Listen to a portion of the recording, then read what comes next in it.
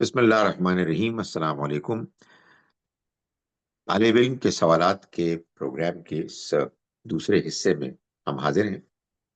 آ، شاگرد رشید عدیل احمد مجھ سے سوالات کریں گے، اور ان کے سوالات یہ فرما رہے ہیں کہ ابھی قرآن مجید ہی کو سمجھنے کے بارے میں ہے۔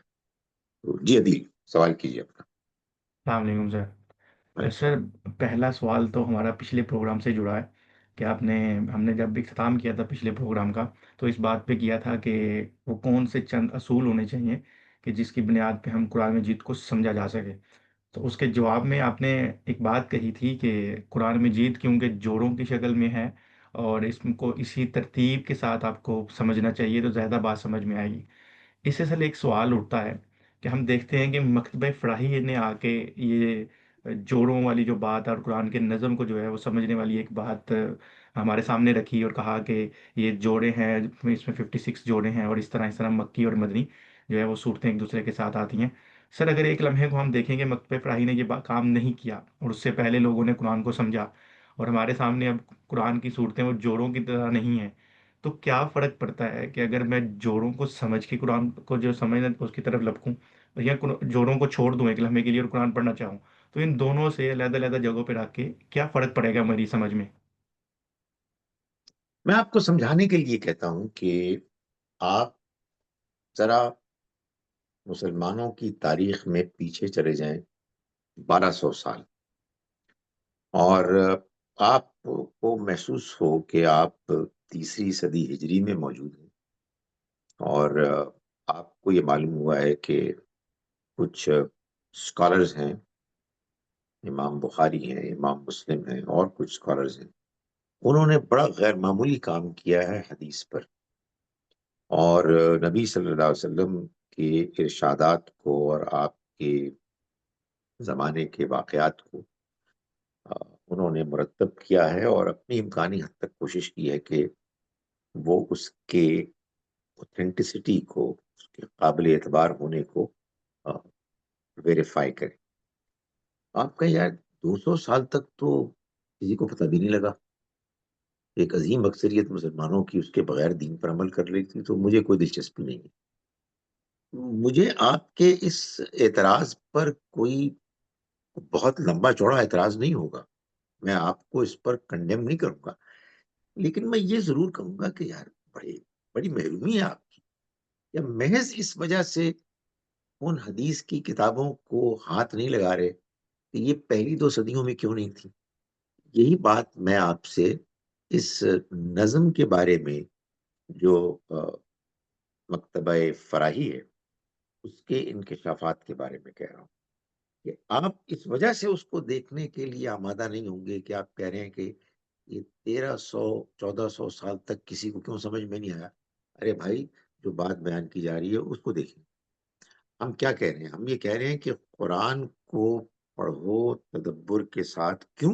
اس لیے کہ قرآن کہہ رہا ہے، تو آپ کو خود یہ نظر آ جائے گا کہ اس میں صورتیں اللہ تعالیٰ نے جوڑوں کی ترتیب میں رکھی ہیں، اور قرآن کا ایک نظم ہے، اور قرآن کی صورتوں کے گروپس ہیں۔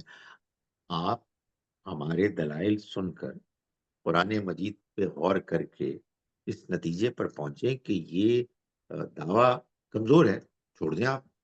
بالکل ایسے ہی جس طرح جیسے میں کہتا ہوں کہ کوئی شخص یہ کہے کہ یہ جن لوگوں نے حدیث کا کام کیا ہے یہ بالکل انریلائبل ہے، اور مجھے اس میں کوئی دلچسپی نہیں۔ میں اس ایسے شخص کو اگر وہ دیانتداری سے یہ کہہ رہا ہے، نہ گناہ گار کہوں گا، نہ یہ کہوں گا کہ اس کے اسلام میں کوئی کمی آ گئی ہے۔ یہ اوپینینز ہیں، تو ہم ان اوپینینز کو سمجھنے کی دعوت دے رہے ہیں۔ ہاں جی، ذرا بھی آپ نے روایت کی بات کی، تو ایک ہمارے ہاں بڑی مشہور بات بھی ہے اور بڑی بات چلتی بھی ہے ہمارے معاشرے میں، تو میرے خیال سے اسی میں پوچھ لیا جانا چاہیے کہ آ، ہمارے یہاں ایک مسئلہ پیدا ہوتا ہے کہ قرآن ہمارے لیے حجت ہے، مگر ہم قرآن کو حدیث کے مطابق ڈالنے کی کوشش کرتے ہیں، اور ہم جب بھی بات کرتے ہیں معاشرے کے اندر تو ہمارا استدلال قرآن سے ہٹ کر روایت کے اوپر ہوتا ہے کہ روایت میں یہ بات کہی گئی ہے۔ تو کیا یہ طریقہ ٹھیک ہے کہ ہمیں اس میں کیا رویہ ہونا چاہیے کہ ہمیں روایت کو دیکھنا چاہیے یا قرآن کو دیکھنا چاہیے، یا اگر دونوں کو دیکھیں گے تو پھر کس نظر سے دیکھیں گے دونوں کو؟ یہ رویہ کہ آپ قرآن کو حدیث کی روشنی میں دیکھیں، یہ اتنا ہی غلط ہے جتنا کہ غلط کل کو کوئی یہ رویہ اپنے اندر پیدا کر لے کہ میں نے جس طرح قرآن کا نظم طے کیا ہے، اب قرآن کو اسی کے مطابق سمجھنا چاہیے، چاہے قرآن کے ظاہری الفاظ کچھ اور کہہ رہے ہوں۔ میرا خیال ہے کہ یہ بالکل واضح ہے بات قرآن پر غور کرنے سے کہ قرآن مجید کسوٹی ہے، قرآن مجید اللہ کا فیصلہ ہے۔ قرآن مجید کو طے کرنا ہے کہ اگر لوگوں کے درمیان مذہبی اختلافات ہیں تو ان میں اللہ کا فیصلہ کیا ہے۔ اس لیے اس کا کوئی سوال ہی پیدا نہیں ہوتا کہ قرآن کے خارج سے کسی بات کو قرآن مجید کے اوپر ٹھونس دی جائے اور قرآن کو مجبور کیا جائے کہ وہ حدیث کے مطابق اپنی بات بیان کرے۔ اس سے بڑا کوئی ظلم نہیں ہو سکتا۔ تو ہم حدیث کو قرآن کی روشنی میں سمجھیں گے، نہ کہ قرآن کو حدیث کی روشنی میں سمجھیں سر ہمارے ہاں یہ دیکھا جاتا ہے، گاندھی صاحب بھی اکثر میں نے سنا ہے کہ قطع دلالہ کی بڑی بحث چلتی ہے اور بات کی جاتی ہے قرآن کا ایک ہی فہم ہوگا اور سارے لوگ اسی فہم کو لیں گے اور اس کا وہی مطلب نکل سکتا ہے۔ سر مگر اگر ایک عام انسان ہم ہیں، میں اگر قرآن کو پڑھنے جاتا ہوں تو میں کیسے یہ فیصلہ کر پاؤں گا کہ یہ جو بات ہے یہ اس خاص منظر کے لیے تھی، خاص وقت کے لیے تھی، آج یہ اپلیکیبل نہیں ہے؟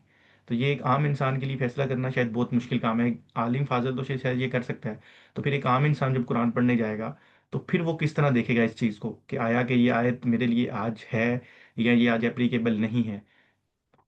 دیکھیے بات یہ ہے کہ پہلے تو میں آپ کو یہ بتانا چاہتا ہوں کہ جو بات غامدی صاحب کہہ رہے ہیں، جو دعویٰ وہ کر رہے ہیں کہ قرآن مجید کا بیان، اس کی زبان قطعی الدلالہ ہے، تو یہ قرآن کے اس دعوے کا لازمی نتیجہ ہے اس کو ماننا، کہ جس میں قرآن یہ کہہ رہا ہے کہ یہ قرآن اللہ کا فیصلہ ہے، قرآن کو سوٹی ہے۔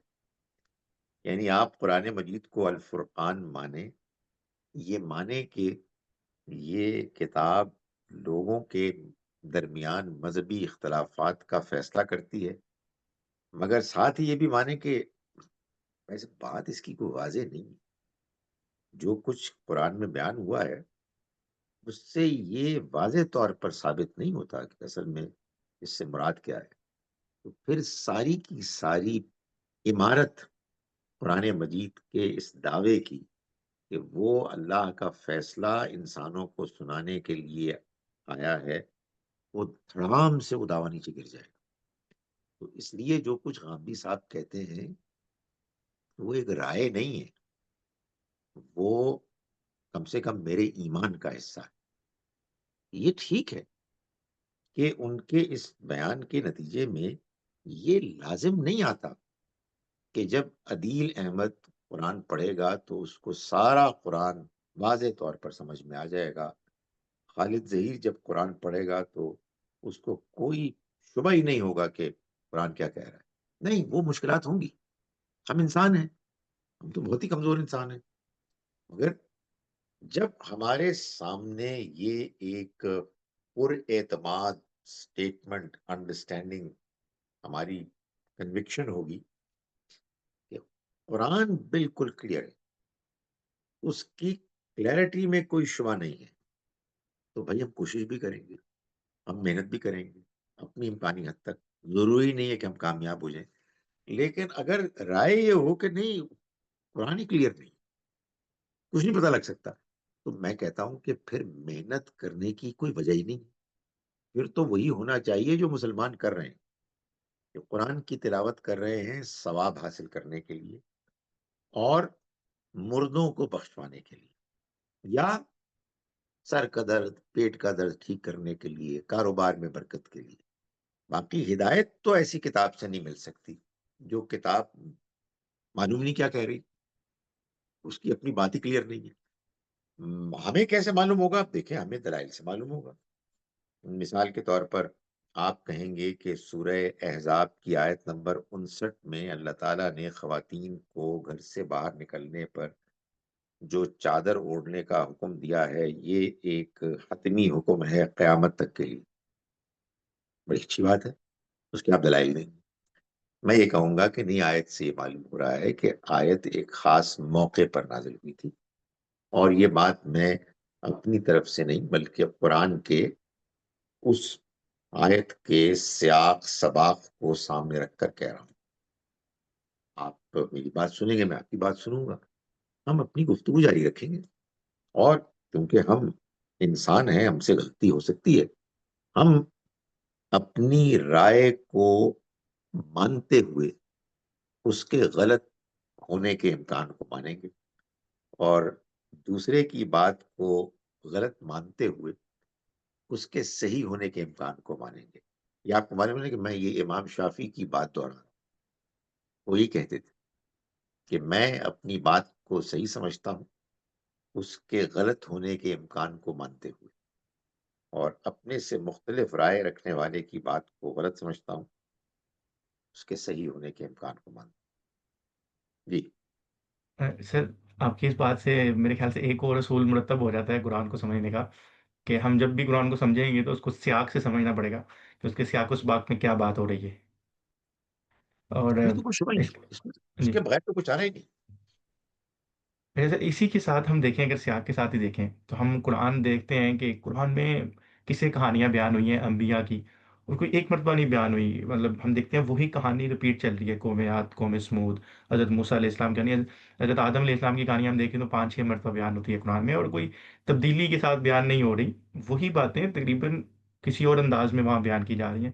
تو اس کے پیچھے کیا حکمت ایک عام انسان دیکھتا ہے، کیونکہ جب ہم نے قرآن پڑھنا شروع کیا تو ہم نے شروع میں یہ محسوس کیا کہ ٹھیک ہے، شروع میں تو وہ بات بڑی اچھی لگ رہی ہے کہ پہلی مرتبہ ہم پڑھ رہے ہیں کہ حضرت موسیٰ علیہ السلام کے ساتھ یہ ہوا، قوم عاد کے ساتھ یہ ہوا. مگر وہ بات ہم جب قرآن کو پڑھنا شروع کرتے ہیں تو وہ رپیٹ چل رہی ہے، وہ بار بار بار بار ایک ہی بات کی جا رہی ہے.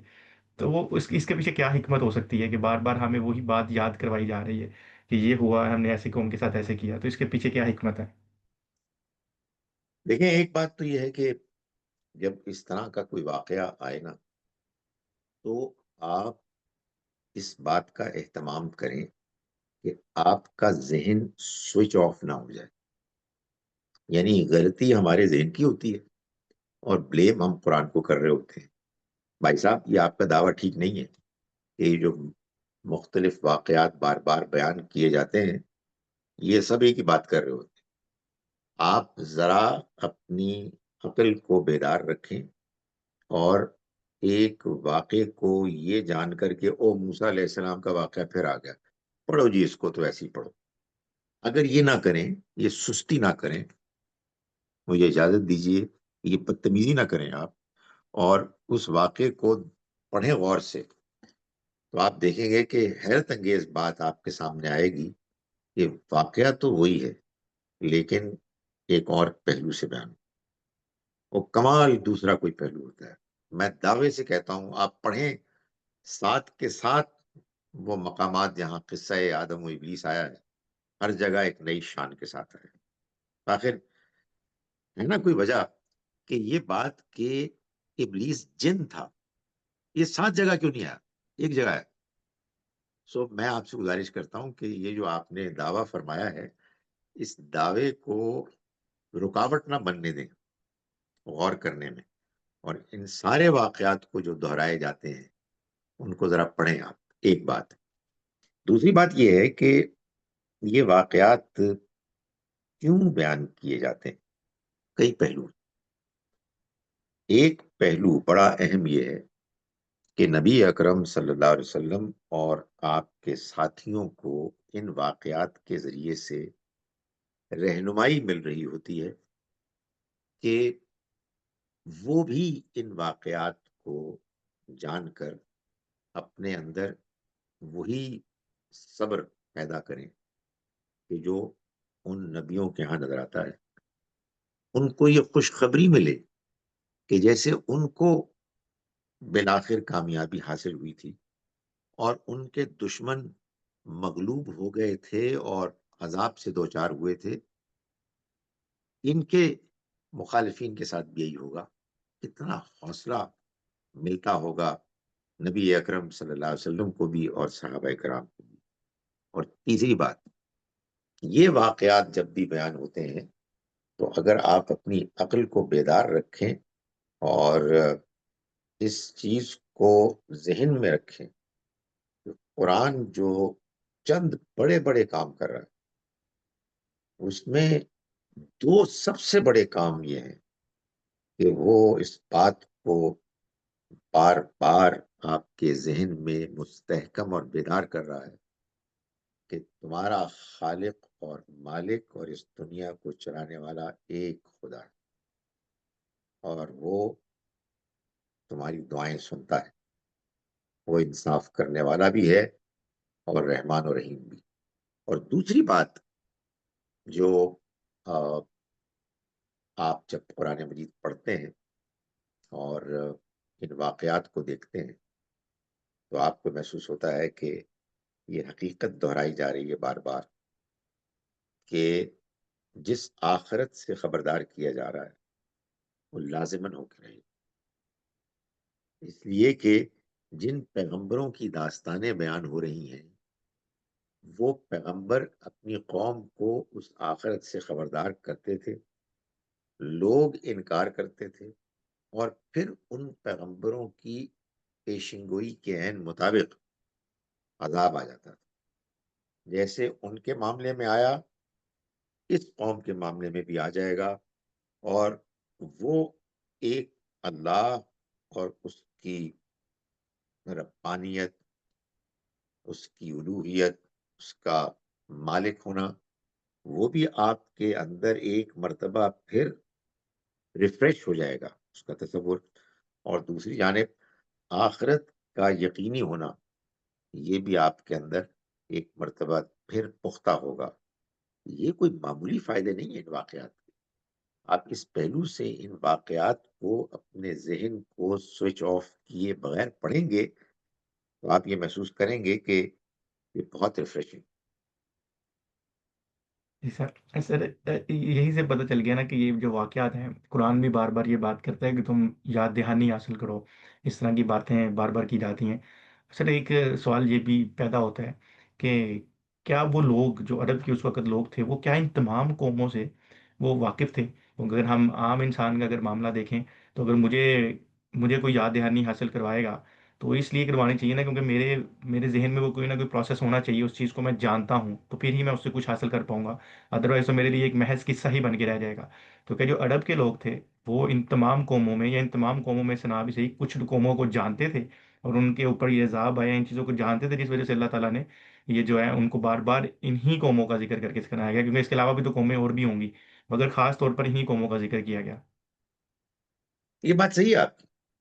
وہ جانتے تھے ان کی شاعری میں، ان کے ان لوگوں کی گفتگوؤں میں کہ جو ان کے بڑے مقررین تھے، آریٹرز، ان میں یہ جس کو کہتے ہیں لیجنڈز، ایسے قصوں کے طور پر مشہور تھے کہ جو لوگ دہراتے تھے اور ان کو ان سے واقفیت تھی.